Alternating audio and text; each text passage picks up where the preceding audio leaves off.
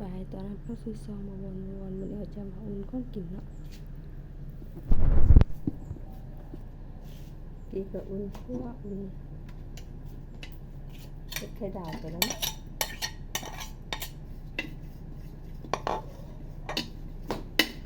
เต็มพอ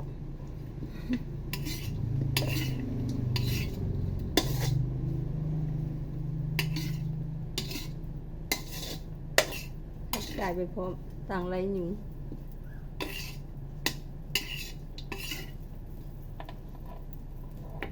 แค่นเบื้องนี้บุได้ใช้งานเลยครับเลย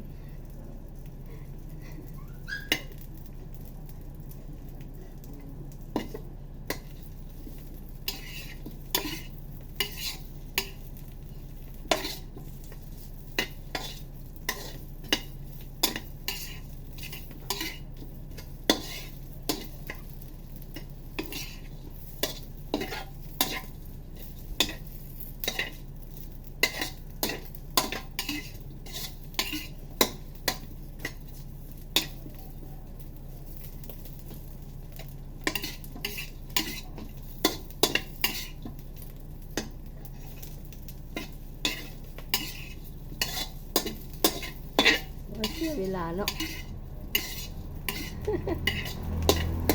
ได้กำลังกายได้กำลังใจไปพร้อมได้กำลังจิตไปพร้อม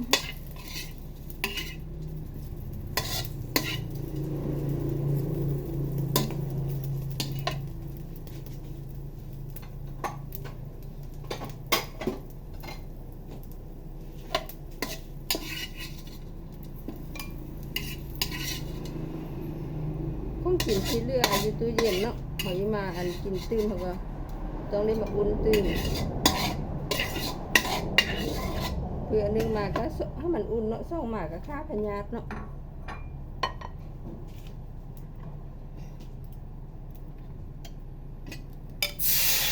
แกงอุ่นแกงที่เรือ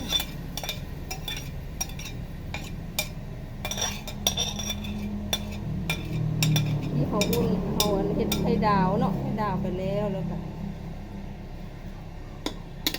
อุ่นคั่วไปแล้ว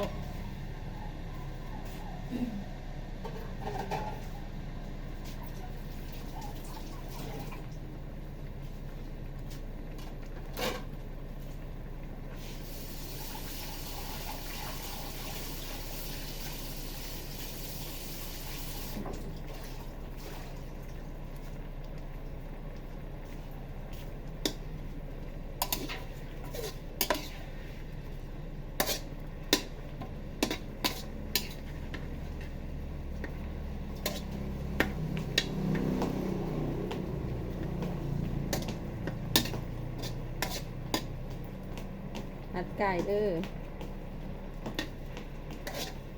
บุ้มเลยยักน้อยเต็มเลยหัดไก่เนี่ย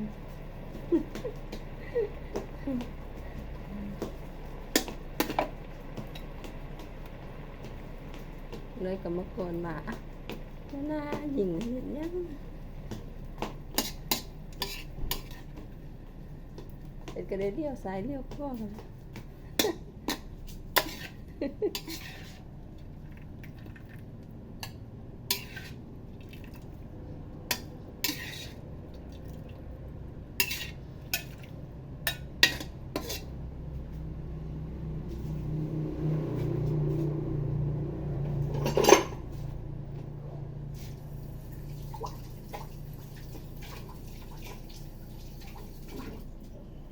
จงตักน้ำตักแกง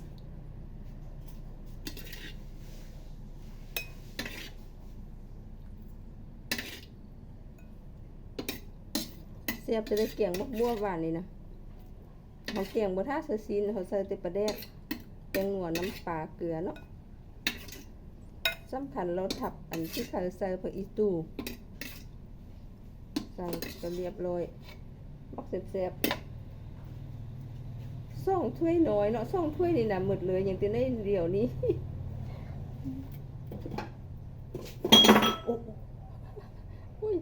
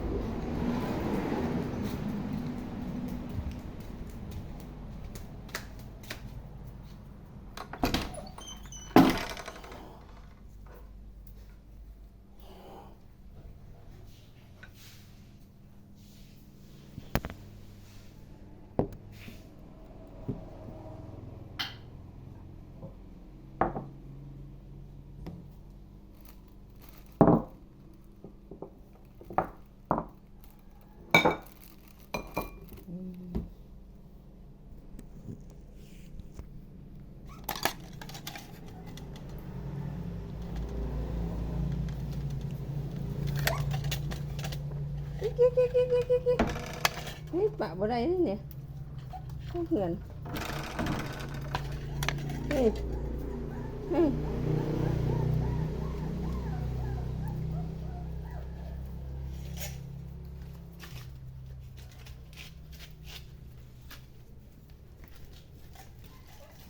จังนั้นให้กิน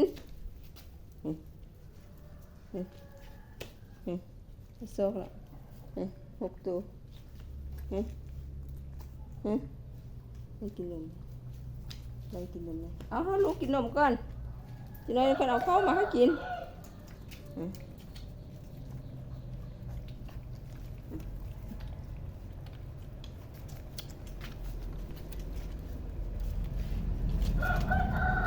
กินนม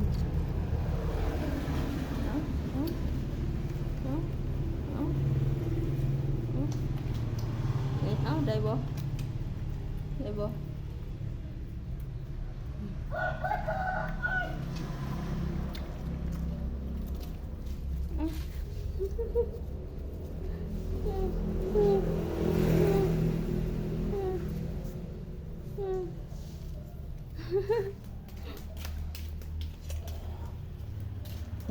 เคยบวงเขาเตรียมเลย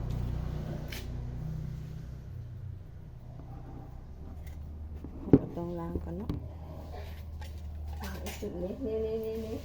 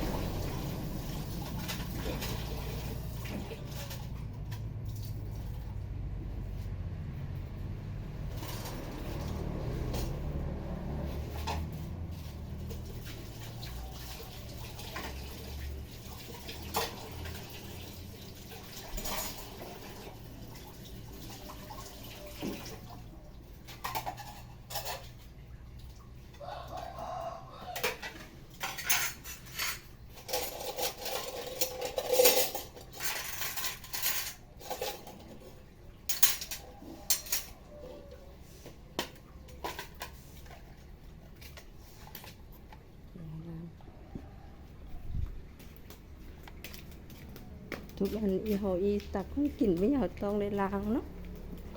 ให้สะอาด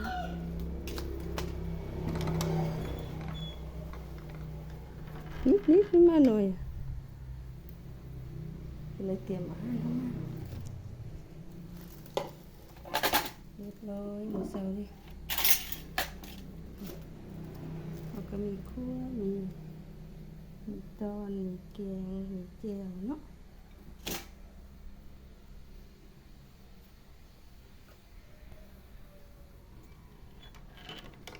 ลูกชายบ่ลงมาวันนี้เห็นขี้เด็ดลงไปลืมไปละบางมื้อเพิ่นก็ลงมากินบางมื้อก็บ่ลงเนาะไปเวียกเลย